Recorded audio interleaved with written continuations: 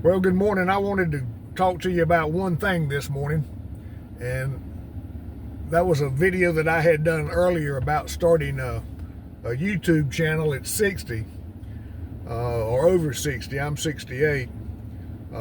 I've had farm businesses that I've run. I've worked with USDA for 36 years, so I've had a successful career there. Done quite a few things around the farm, but I'm telling you, this may be the biggest and hardest project I've really ever taken on. Because as you know, at my age, I'm considered a baby boomer, and I guess a lot of us that are baby boomers didn't really come up in the technological world. I can even remember being in my office in Greenville, and that was even back before we did the one of the reorganizations, when we were still Farmers Home Administration, and I was contacted by the state office that they were going to send us a fax machine. And I was really hesitant about that, because I knew right then that when you get a fax machine, that was going to be some immediate contact that they'd have with you.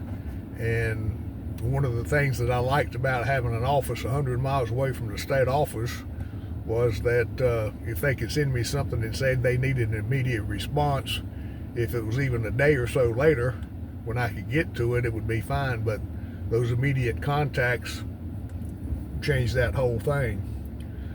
And the only reason I say that is because now I'm looking at, with this YouTube channel, between editing, between Amazon setups, trying to shoot a video and shooting it properly, I've only managed to post I think one little short video in the last week, and before that it was over a month, because I was spending so much time trying to set up the foundation. Because even my web hosting, I had to change that, and once I was going through and learning all of that, and then trying to migrate, and I didn't even know about this, but then I had to migrate my YouTube channel, my emails, my websites, and everything all over to the new hosting domain. And then after that, got a notification that with my editing platform that I was using, which was CapCut, they were changing the terms and services to make it so that they would have access. If you had a successful video, they could take it over, and then they could make the money off of it, and not allow you to have any of it.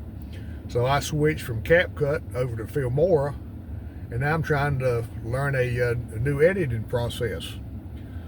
But one thing that I can tell you that's really helped me, that I had no idea that could help, was AI. I've been using Chat GPT, and I just happened to see a video on it that I was looking at. I was thinking that AI meant that you had to go in and do all this coding, because you hear all these kids in school that are taking computer science, and I thought they were having to do all that kind of coding information. With CapCut, found out that I can sit there and just write out a prompt, and if you can get pretty specific and detailed in your prompt, CapCut can come along right then and tell you how to do things. And when I was doing all these changeovers earlier, when I would run into a snag, I've got two computer screens, and I could have CapCut up on, not CapCut, I could have the Chat GPT up on one screen and what I was doing on the other screen. And if I ran into a problem on my screen that I was trying to work on, I just type in real quick what kind of problem I was having, and CapCut would give me the information. So I'm just trying to figure out whether this is for me. I'd like to really get your comments on that, and especially if people are trying to do the same thing, comment, let me know what some of your trials and tribulations may be, and maybe we can talk about those and get some of those things worked out. So I don't think I'm looking at really trying to quit. I guess I'm really looking at trying to encourage and motivate myself. I know this has been a process, and I know it's going to be a process, but I guess I'm of the type that if I can get that foundation set, and then as I get into it, that things will be a lot easier to go. It'd be a little bit more rhythmatic, I guess would be the good word for it. Excuse me. But so that's where I'm at right now. Because like I said, by the time I have set all this stuff up and I've got my Amazon associates approved so that I can sell there or be an affiliate with them, and I didn't even know to begin with that I probably should have waited on that until I could have gotten more views and more viewerships, so that when I put that out there, because you have to have 3 legitimate sales from outside your family and friends, or they'll discontinue. I didn't realize that to begin with, so I've been on that for a while, so I don't have anything there.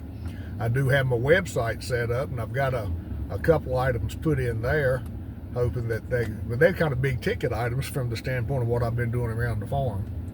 But just drop me a comment, let me know what you think of this whole process matters the most, and whether it's content consistency, or whether I need to have everything perfect to begin with. Just kind of let me know what that is, and maybe we can talk back and forth about it a little bit, and you can help me out and I can help you out. So for the time being, hit that like button, hit the notification bell and the subscribe, and we'll see how things turn out.